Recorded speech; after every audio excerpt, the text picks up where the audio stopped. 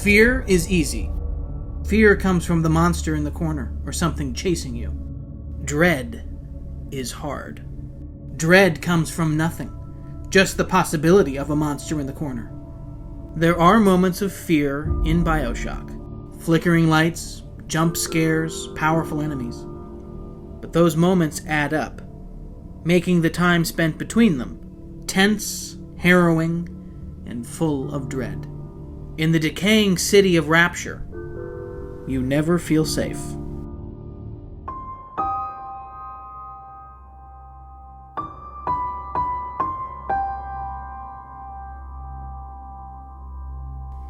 The opening moments of BioShock are indeed shocking. A plane crash lost in the ocean, no survivors. A mysterious lighthouse may be refuge. Anything to get out of the water. But why would there be a lighthouse so far from any land? Stepping through the door is your first glimpse into what is to come.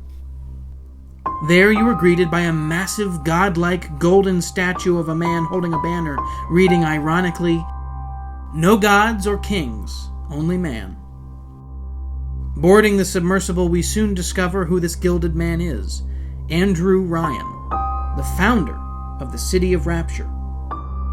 An underwater marvel of engineering, politics, philosophy, and society. We're told that this is a city free from limitations of life up above, where the great would not be constrained by the small.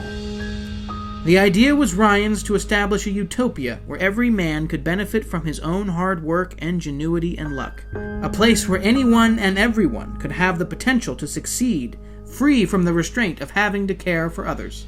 The concept of a city like Rapture almost makes sense. A society of free-minded people with an emphasis on personal freedoms and ownership. There was to be no strong central leadership, allowing all things to be privately owned and operated. With the intended citizens being the best and the brightest and little restraint, success, money, power, logic, and science were to be the guiding principles of this frictionless utopia. But of course, it is not meant to be. Immediately after docking, you are shown that something is rotten in the state of Rapture. Grotesque mutations of people called splicers attack your sub. The dilapidated decor show there hasn't been anyone through here in some time. And then you hear the voice of seemingly your only ally, Atlas. He asks if you would kindly find his family and save them. He will help you if you do. He then guides you deeper into the city, deep into its decay. BioShock uses incredible detail in its world building and design. Atlas explains much of what happened here, but even without him, you know. It's been a while since things were okay in Rapture. Something happened here on New Year's Eve, 1958. Something not very nice. And even a year or two later, things have only gotten worse. The citizens of Rapture became addicted to a gene-altering substance called Adam. Using plasmids giving the user special abilities activated by Eve, the city plummeted into madness. You later learn it wasn't too far from destruction before Adam was discovered. It seems that when everyone can rise to the top, some do, and some inevitably don't. And with no support systems in place to help those in difficult times, wealth and societal gaps began to grow and fester. Lower classes galvanized and rose up to take back the city from the wealthy elite. And since then, Andrew Ryan has retreated into seclusion, leaving the masses to fight and kill one another. As the city descended into chaos, it also fell into disrepair. And it shows.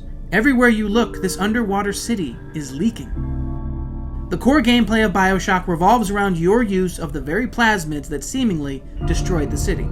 These give you special abilities like telekinesis and electric shock. There are also a number of weapons you can use to face the dangers of Rapture. One of the greatest dangers are Big Daddies. They used to be the construction workers of Rapture, but now they just protect little sisters. Kidnapped little girls brainwashed into collecting Adam from corpses. Little sisters are the basis of an interesting element in BioShock, a morality system. To upgrade your abilities, you need Adam. And when you kill a Big Daddy, you must choose whether to save or sacrifice the little sister it protected. Sacrificing her will yield far more Adam than saving her will. So it's up to you. Is she a monster? Too far gone to be saved? Might as well get some use out of her, right? Or is she still just a child? stolen, and manipulated into doing terrible things. Doesn't she deserve a chance? These choices add weight to the story and remind you, this was once a thriving city. These are people who were imprisoned by the delusions of an egomaniac. There are few moments of hope, but the city is dead. All that's left is its decay. And though you constantly acquire new and more powerful weapons and abilities, the game still never fails to cause that same sense of dread. You hear the city creaking and groaning like the walls could burst in at any moment. Through the next door could be a madman wielding a gun, or he himself could possess deadly powers. You hear a Big Daddy lumbering along, shaking the ground, groaning. There's nowhere to go. It's claustrophobic. You're trapped. BioShock reminds me a great deal of The Shining. In both, we descend deeper into a bad place, where bad things happen. And even when something isn't necessarily scary, it's unsettling, adding to the atmosphere of dread. We, as the viewer and player, question what is going on, who to believe, and what is right. We are constantly feeling the pressure of this place as the dread builds. We know something is going to happen, we just don't know what. Survival and escape become the goal, but nothing is certain. You may not get out of here alive.